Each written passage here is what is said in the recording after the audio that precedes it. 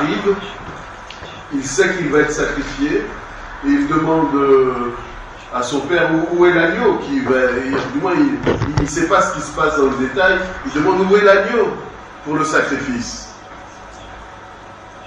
Et l'histoire semble s'arrêter là. On ne sait pas ce qui se passe, on sait juste que Dieu lui dit au père, ça va, j'ai éprouvé ta foi, point n'est besoin de sacrifier ton fils. Mais la question demeure, où est l'agneau?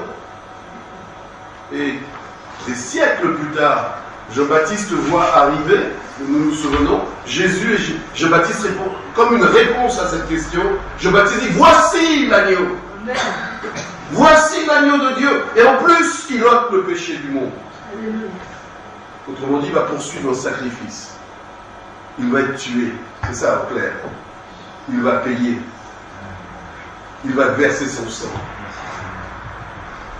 Il va souffrir. Les jeunes auraient dit, il va souffrir grave. Et c'est ce qui s'est passé.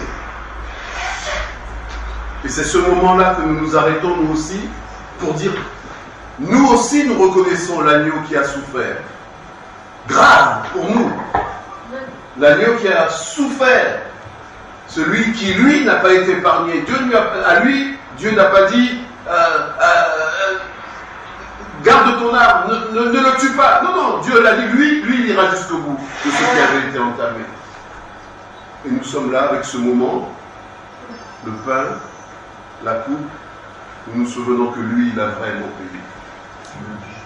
Il a vraiment payé.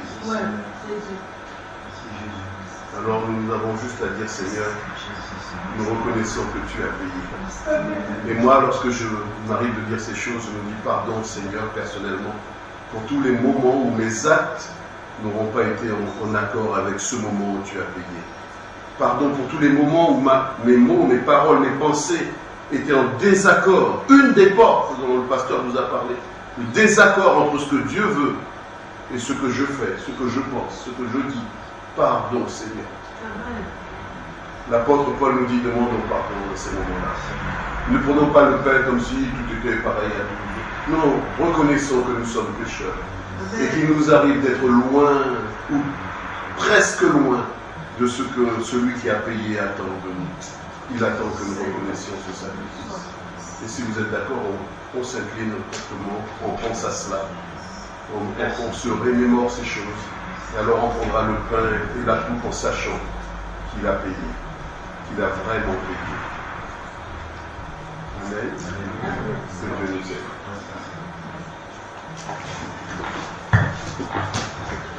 Merci pour le pain et la coupe, Seigneur.